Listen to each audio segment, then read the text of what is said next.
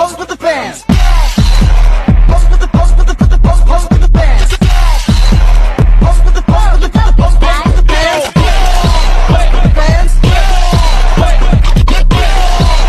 Pose with the fans. Pose with the pose with the pose with the fans.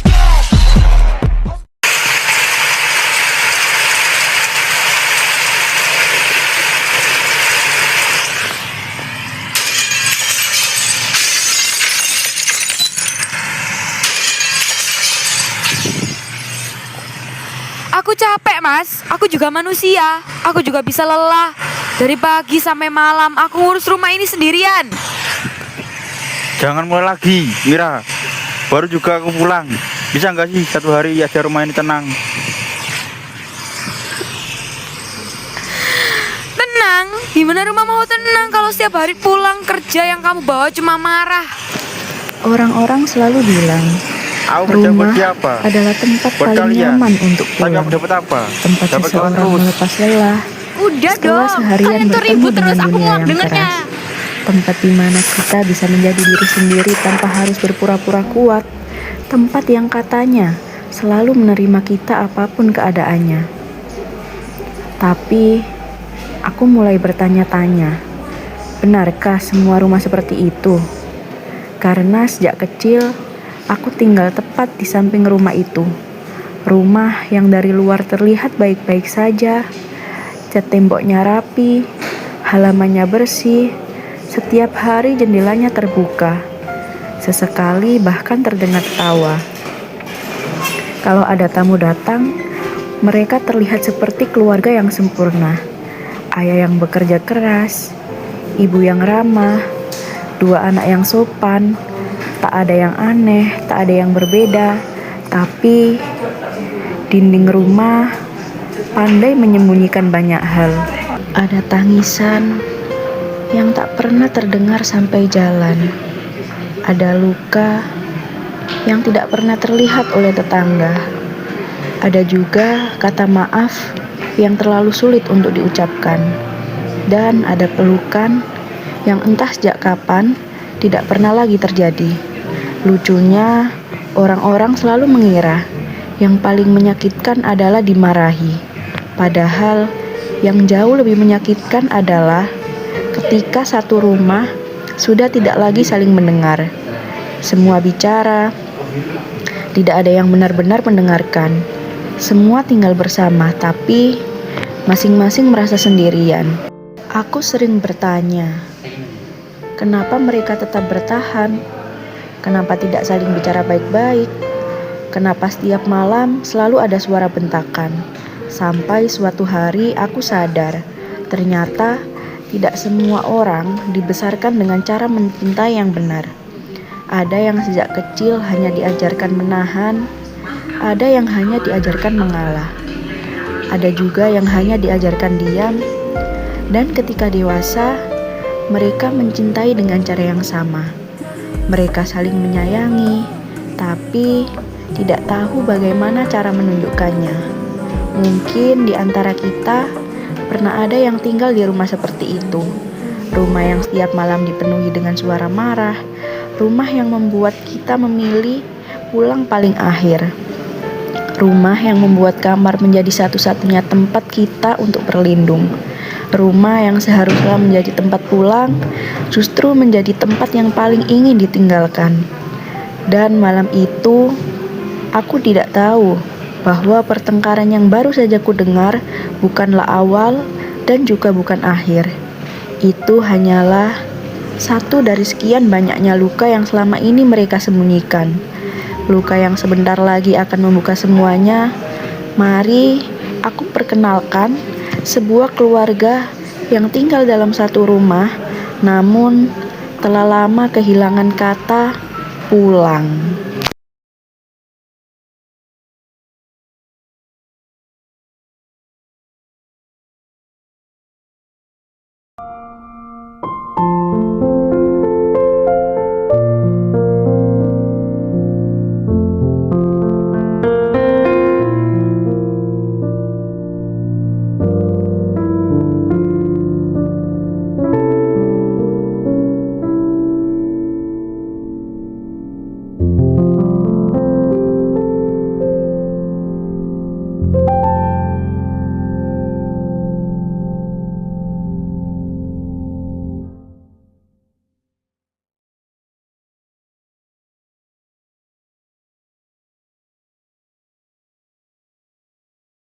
Pagi selalu datang dengan harapan baru, namun bagi sebagian orang, pagi hanyalah awal dari pertengkaran berikutnya. Yalah, kakakmu sudah bangun apa belum? Gak tahu tuh, masih belum keluar dari kamar. Tolong bangun deh, Lala. Kakakmu itu mau kuliah, takutnya telat nanti. Bentar lah, Mama masih rem ini loh.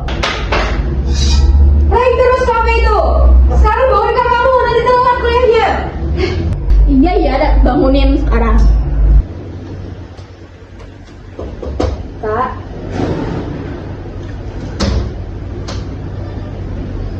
Kak, bangun, Mama udah ngomel tuh. Kak. Iya, aku bangun. Beberapa detik kemudian, Naya keluar dengan berantakan. Pagi, Mam. Pagi. Mama, kok udah jam segini sih? Aku udah bangun kamu 3 kali. Kamu semalam tidur jam berapa? Aku tidur jam 2, Ma. Ngapain kamu? Aku revisi ya. Revisi terus. Rumah kan juga perlu diperhatikan. Iya, Ma, maaf. Maaf terus. Besok diulangi lagi kamu ya. Naya hanya tersenyum kecil, tidak membalas. Kemudian ia mengambil piring, menyendok nasi. Dan akhirnya Raka berbicara. Kuliah hari ini jam berapa? Jam 8 ya. Presentasi? Iya. Udah siap? Insya Allah udah siap. Insya Allah itu bukan berarti siap. Semalam katanya ngerjain sampai jam 2. Oh, semoga hasilnya sebanding ya. Suasana kembali hening, hanya suara sendok jam berdetak, tidak ada yang saling memandang. Kemudian Lala memperhatikan semuanya dengan menggeleng-geleng. Aku tuh heran deh. Heran apa? Rumah kita tuh kalau lagi di meja makan pasti kayak ujian. Kalian nggak ngerasa emang? Serius deh, kalau di rumah Tari, kalau di tempat makan kayak gini tuh banyak kan ngobrol, nggak debat kayak kita. Udah, makan aja, gak usah komentar. Loh, emang aku salah lagi? Maksud kamu, kalau gak ada yang penting, gak usah ngomong, gak usah dibahas. Nah, kan mulai lagi. Maksud kamu, Kita bukan apa-apa. Emang kan di keluarga ini tuh, kalau ngomong salah, dia juga salah. Udahlah, makan aja, nanti kamu telat sekolah. Ya, emang dari tadi harusnya pendiam aja pas ngomong. Jam berdetak semakin terdengar. Ayah memandangi keluarganya satu persatu. Ayahnya sibuk dengan ponsel, sedang mama yang sibuk membereskan dapur. Lala yang menunduk memainkan ponsel.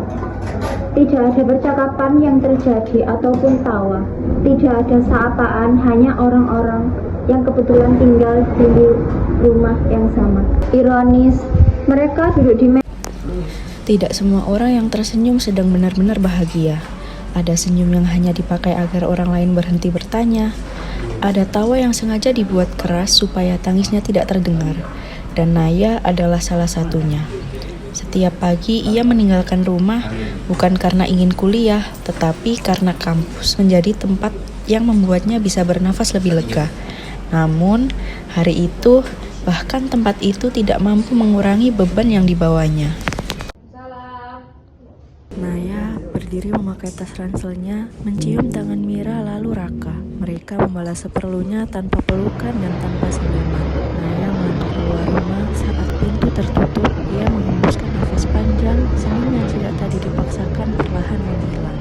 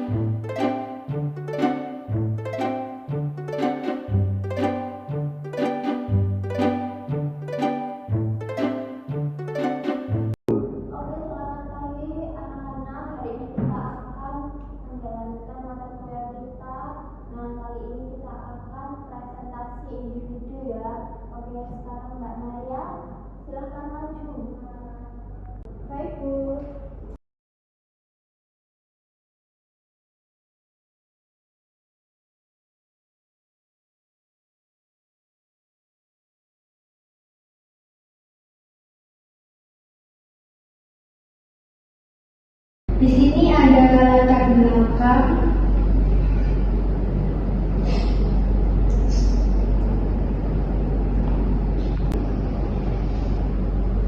Naya, ya Bu. Kenapa? Sudah siap belum? Belum Bu. Kalau kalian belum siap, jangan mengurangi waktu teman-teman yang lain. Kalau begitu, duduk dulu aja. Biar teman yang lain. Ya, tidak apa-apa. Silakan teman-teman yang lain boleh maju. Kelas sudah selesai. Mahasiswa mulai keluar kelas satu persatu. Sedangkan Naya pergi ke koridor kampus dengan tangan yang masih gemetar. Kemudian Tari datang.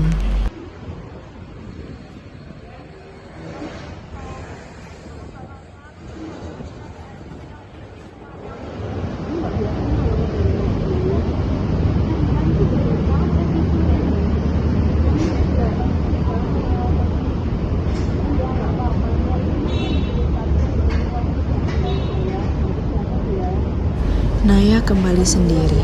Ia membuka ponselnya dan tertuju pada dua pesan, yaitu pesan dari Mira dan juga pesan dari Raka. Naya membaca dua pesan itu dengan menarik napas yang panjang, lalu ia mengunci layar ponselnya.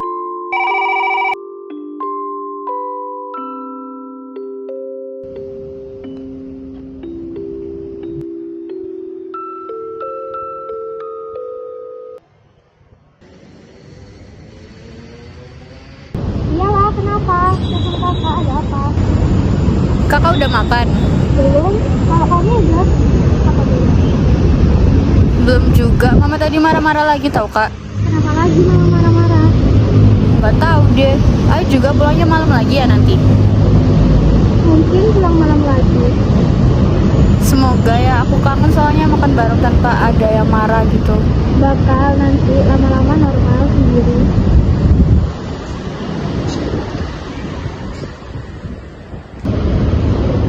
Kenapa sih gak ada yang ngertiin aku sama sekali? Masa aku pura-pura kuat terus? Kadang-kadang yang paling melelahkan bukanlah tugas kuliah, bukan pula presentasi, melainkan keharusan untuk terus berkata, aku baik-baik saja. Padahal hati yang dipaksa kuat juga punya batas, dan Naya perlahan mulai kehabisan tenaga.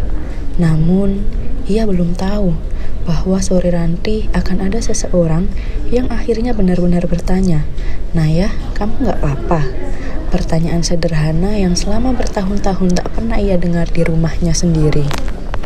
Ada orang yang selalu terlihat kuat, selalu menjadi tempat orang lain bersandar, selalu menjadi penengah ketika keluarga bertengkar, selalu tersenyum meski hatinya sendiri sedang hancur. Orang-orang memuji mereka, hebat ya, dewasa banget. Anak pertama memang harus begitu. Padahal tidak ada yang pernah bertanya, siapa yang menguatkan mereka ketika mereka mulai rapuh. Hari itu, Naya pulang lebih cepat bukan karena tugasnya selesai, tetapi karena ia sudah terlalu lama berpura-pura. Kemudian Naya duduk sendirian di teras rumah, memandangi jalan tanpa tujuan. Beberapa motor melintas namun pandangannya kosong. Ia menarik panjang.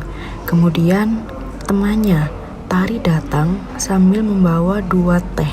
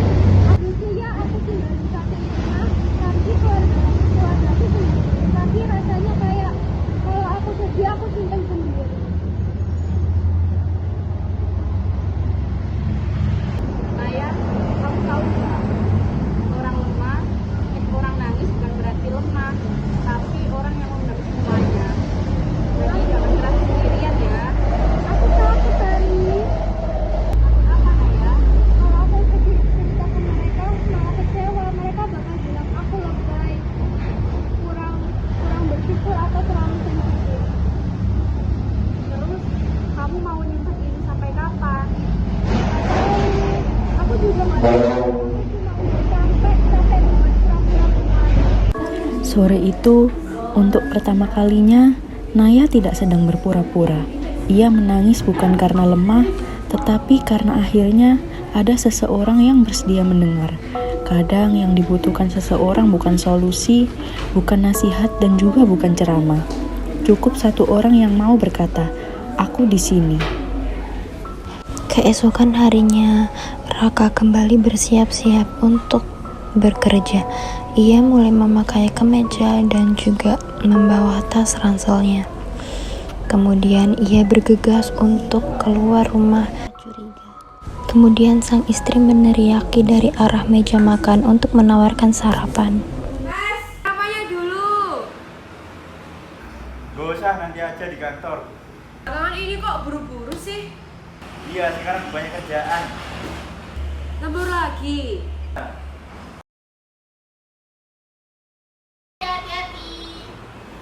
Semangat kerjanya, Ayah. Ya, makasih.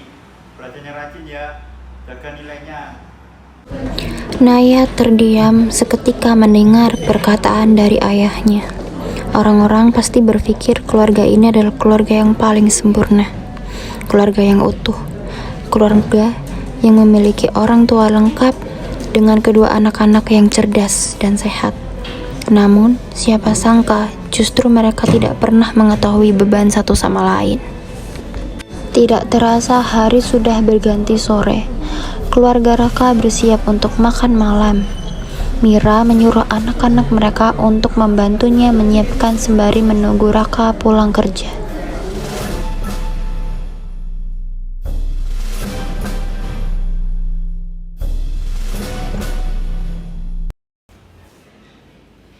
Lala, Naya, tolong ambil minum ya sama tehnya buat ayah nanti pulang. Iya, Ma. Oke. Ini, Ma. Teh sama air. Teh sama air. Ambil.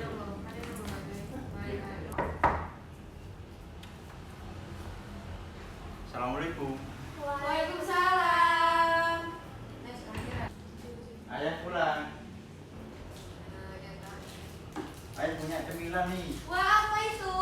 Wah, Lala, Ayah punya cemilan.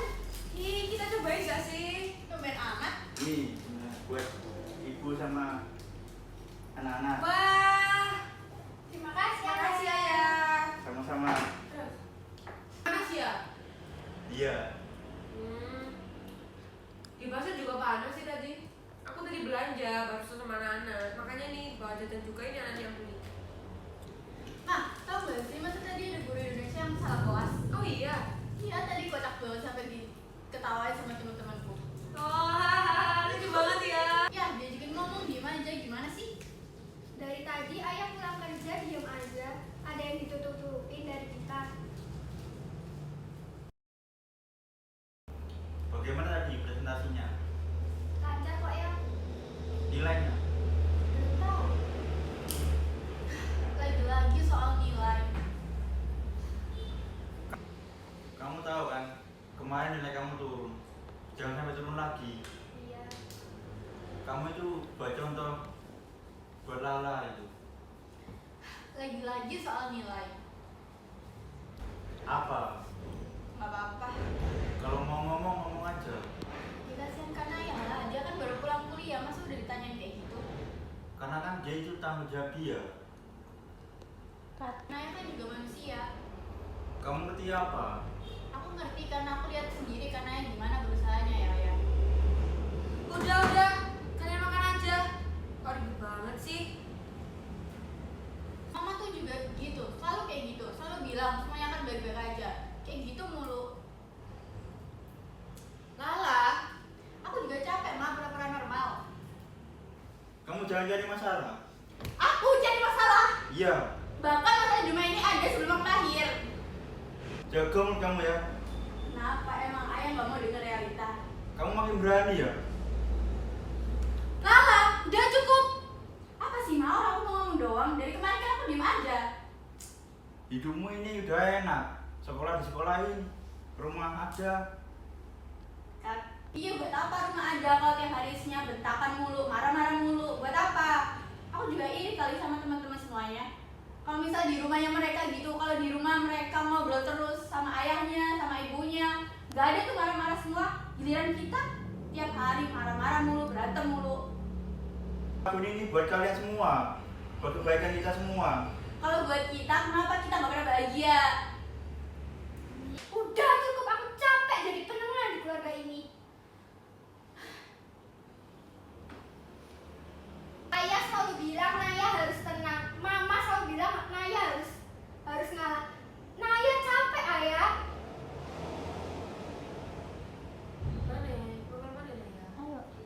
Ngomong kan nih. 1, 2, 3. Semua orang di rumah ini selalu mau diingetin, tapi gak ada satu orang pun yang ngertiin Naya. Rumah ini buat tempat pulang, sekarang buat Naya cuma buat istirahat aja.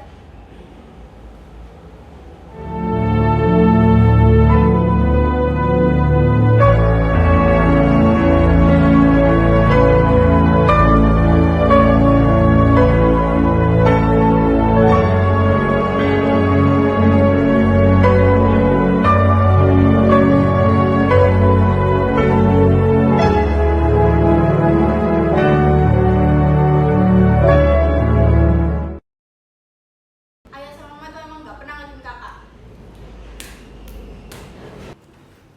Kakak mau kemana? Kakak mau pergi dari rumah ini. Gak boleh, Kak. Kak, mau kemana? Kakak mau pergi dari rumah ini. Mau pergi kemana coba? Ya nggak tahu, yang penting gak di rumah ini. Ya nggak harus kayak gitu lah, Kak. Bisa diomongin semuanya. Enggak, ayah ibu nggak pernah ngertiin kakak. Kak, kakak, sudah. Kak.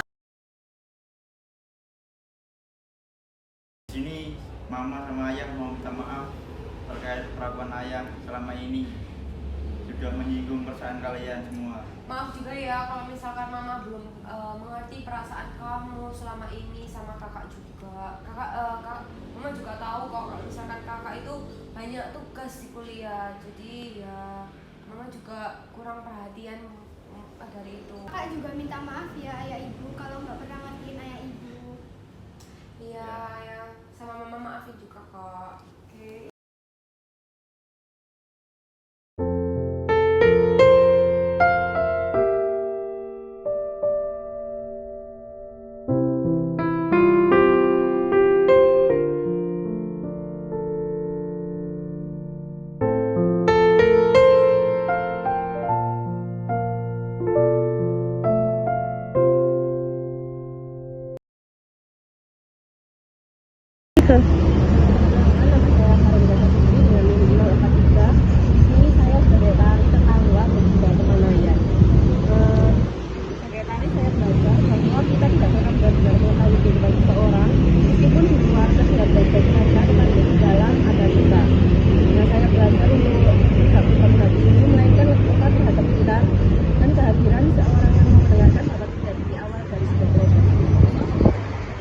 Assalamualaikum warahmatullahi wabarakatuh. Saya Widya Salsabila dengan NIM 23070170 yang berperan sebagai Mira, yaitu ibu. Refleksi dari pemeran Mira ke ibu, memerankan Mira membuat saya memahami bahwa seseorang juga mempunyai batasan. Nah, terkadang seorang terlalu sibuk untuk memikirkan semua orang hingga melupakan dirinya sendiri. Lalu saya belajar bahwa kasih sayang tidak cukup hanya dengan berkorban, tapi juga diwujudkan melalui komunikasi yang terbuka. Perkenalkan, nama saya Sri Almira dengan 230701064. Saya di sini sebagai narator dalam drama Dinding yang Tidak Pernah Sunyi. Sebagai dosen dan juga narator. Oke, saya di sini akan memberikan refleksi terhadap drama yang sudah kita buat, yakni berjudul Dinding Rumah yang Tidak Pernah Sunyi. Melalui drama di balik dinding yang tidak pernah benar-benar sunyi, kami belajar setiap keluarga pasti memiliki masalah. Namun masalah tidak akan selesai jika hanya sekedar menutupi.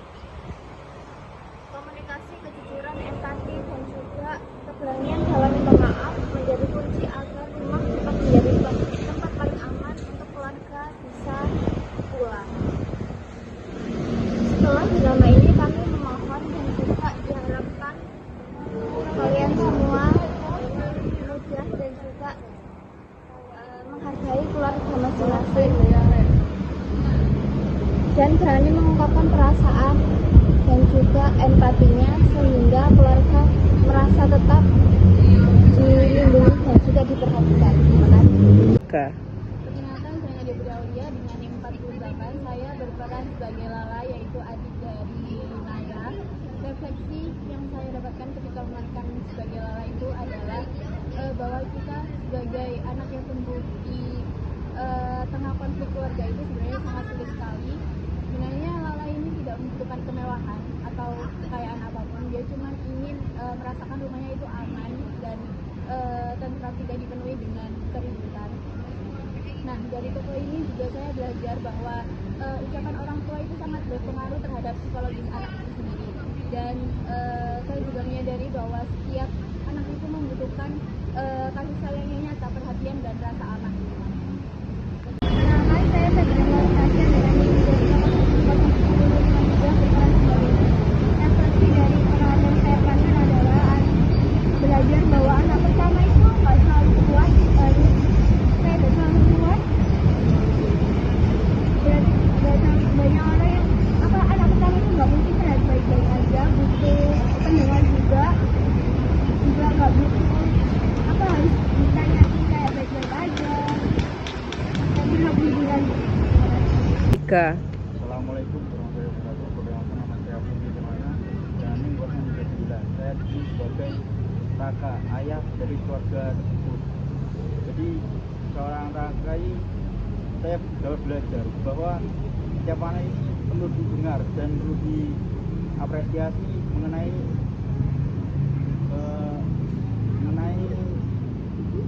kayak apa itu bisa mendapat nilai berapa itu perlu diapresiasi dan perlu didengar.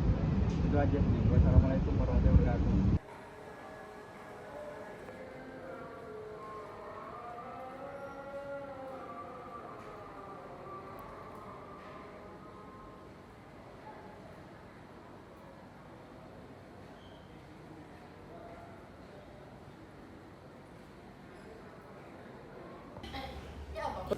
Ya, diajakin ngomong.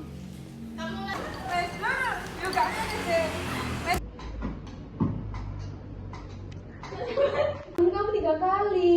Kamu semalam tidur jam berapa? Aku tidur jam 2, Ma. Ngapain kamu? Aku revisian. Revisi terus. Rumah juga butuh diperhatikan. Revisi terus. Rumah kan juga butuh diperhatikan. Iya, Ma, maaf. Iya, Ma, maaf. Maaf terus. Besok diulangi lagi kamu ya. Oke, cut. Terus tambah sini.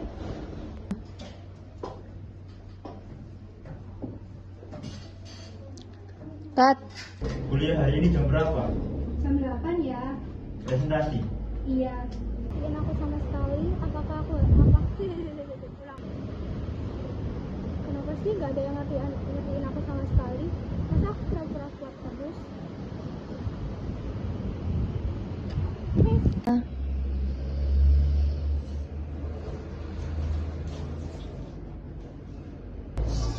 Lala, kakakmu sudah bangun apa belum? Nggak tahu tuh, Ma, masih belum keluar dari kamar. Tolong bangun deh Lala. Kakakmu itu mau kuliah, takutnya telat nanti. Aku ngirit-ngirit. Bentar lah, Ma, masih rem ini loh. Tolong terus kamu itu. Tolong balik kakakmu. Kuliah kakakmu itu lebih penting.